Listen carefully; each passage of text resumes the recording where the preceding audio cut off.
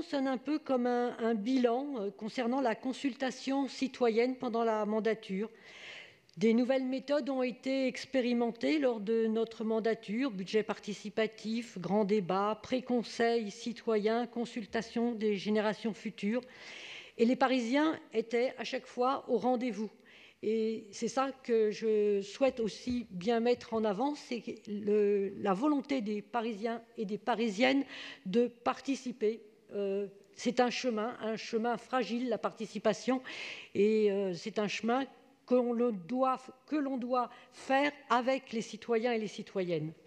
Alors, cette délibération, c'est une sorte de point d'entrée, une déclaration d'intention qui correspond aux valeurs portées par les écologistes.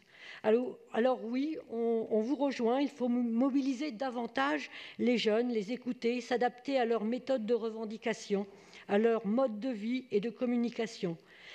Alors, malheureusement, cette volonté ne semble pas partagée par tous. On le voit ce soir encore, quand on se réfère à la gestion disproportionnée et inadéquate des forces de l'ordre lors de la dernière marche sur le climat, ou le gazage des jeunes d'Extinction Rébellion au pont de Sully en juillet dernier.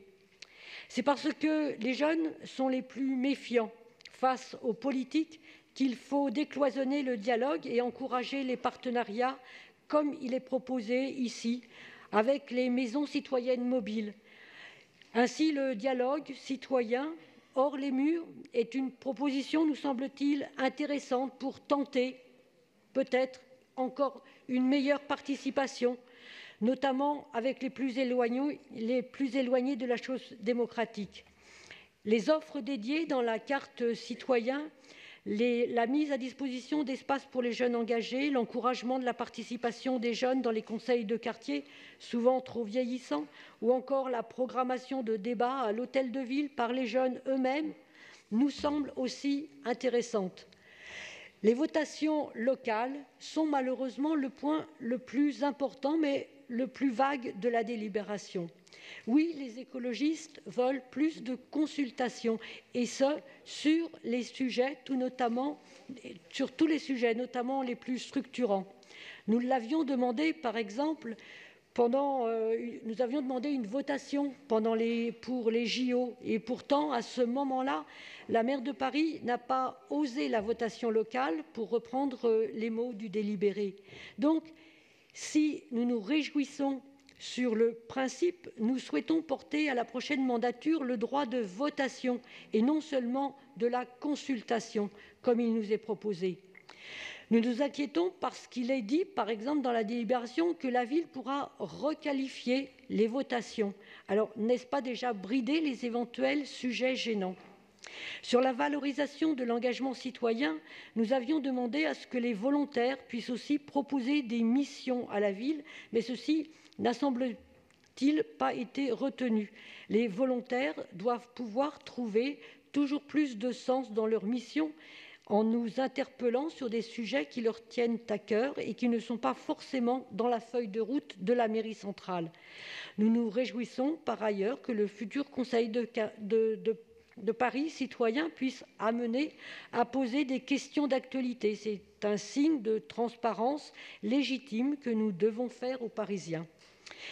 Alors nous regrettons les contours encore flous concernant la création d'une assemblée des Parisiens et des Parisiennes. Cette proposition suscite une question. Quelle articulation entre les conseils de quartier d'arrondissement, les conseils citoyens, les conseils des générations futures, le conseil citoyen de la jeunesse, la commission parisienne du débat public, le conseil des Européens, le conseil des étudiants, le conseil de la nuit, le conseil de Paris. La démocratie participative ne se résume pas pour nous à une multiplication des instances et nous souhaiterions des garanties sur, avant tout, la transformation politique et l'effectivité des avis et des combats qui sont portés par chacune de ces instances. Alors nous remercions Pauline Véron d'avoir consulté les groupes politiques en amont du passage de cette délibération. Et en conclusion, sur le principe, les écologistes rejoignent la volonté de l'exécutif de mettre en place plus de participation dans la question citoyenne Et le groupe écologiste propose d'ouvrir une nouvelle étape, la déclinaison de ces processus dans les arrondissements, la possibilité aux volontaires de la ville de proposer des actions et enfin celle de donner du pouvoir décisionnel aux citoyens.